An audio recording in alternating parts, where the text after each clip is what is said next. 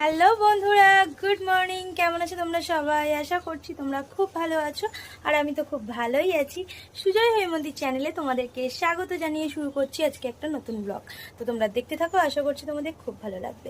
এখন টাইম হচ্ছে 9:20 বেজে গেছে, আর আমি কিন্তু একদম রেডি, দেখতে পাচ্ছ। সোমকে নিয়ে আসতে যাব, তো ওর 9:35-এ ছুটি। আমি প্রতিদিন বাড়ি থেকে 9:20-তেই বেরোই, তো আজকেও সেইভাবেই বেরোচ্ছি। বাড়িতে তরকারিপত্র সমস্ত কিছু করে ভাতের চাল টাল সব কিছু দিয়ে তারপর কিন্তু আমি যাচ্ছি। তো চলো তোমাদের একবার দেখিয়ে দিই যে কি করলাম এতক্ষণ।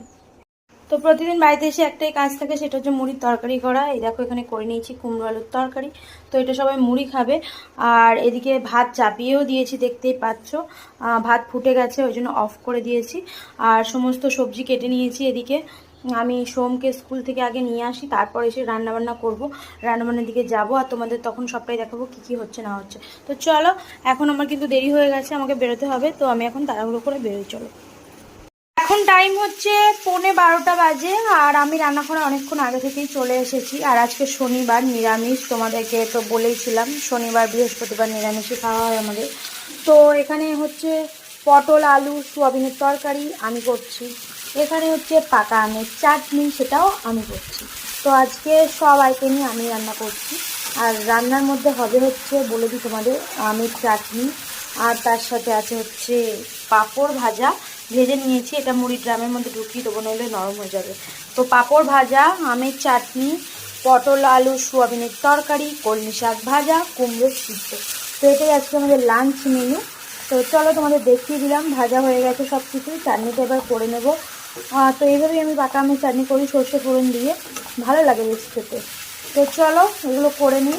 আর বেলায়ও হয়ে গেছে, স্নানও করতে হবে। আর গরমে তো আমি অলরেডি স্নান হয়ে গেছি, তারপর আরেকবার জল দিয়ে স্নান করতে হবে। তো যাই হোক, চলো এগুলো করে নিই, তারপর আসছি। এখন টাইম হলো 1:30 বেজে গেছে, আর আমরা এখানে লাঞ্চ করতে বসে পড়েছি। তো এটা আমার ভাত, দেখে নাও, শাক ভাজা আর কুমড়ো সিদ্ধ দেওয়াই আছে। আর আজকে মেনুগুলো তোমাদের দেখিয়ে দিই। কুমড়ো সিদ্ধ মাখা হয়ে গেছে, আর এদিকে হচ্ছে কলমি শাক ভাজা, আর এটা তো সকালের তরকারি কুমড়ো আলুর, সেটাই। এখানে আছে চাটনি, আর ওদিকে সোয়াবিন দিয়ে আলু দিয়ে পটল দিয়ে তরকারি, আর আছে পাঁপড় ভাজা। পাঁপড় ভাজাটা আনা হয়নি, তো আমি আনছি। তো চলো আমরা খাওয়া দাওয়া করে নিই। আর পাপ্পু কিন্তু এখান থেকে উঠবে না বলে ওই দেখো শুয়ে আছে, তোমাদের দাদাভাই নিয়ে যাচ্ছে ওকে। তো আমরা এখানে খাবো, আর ও এখানে শুয়ে আছে। তো চলো আমরা খেয়ে নিই। গুড ইভিনিং বন্ধুরা, এখন সন্ধ্যাবেলা, আর আমি চলে এসেছি রান্নাঘরে। টাইম হচ্ছে 7টা বেজে গেছে। তো এখানে আলু ভাজা করব, তার জন্য তেলের মধ্যে লঙ্কাগুলোকে দিয়ে দিয়েছি। আর এখানে আলু কেটে নিয়েছি, ধুয়ে নিয়েছি, দেখতেই পাচ্ছ।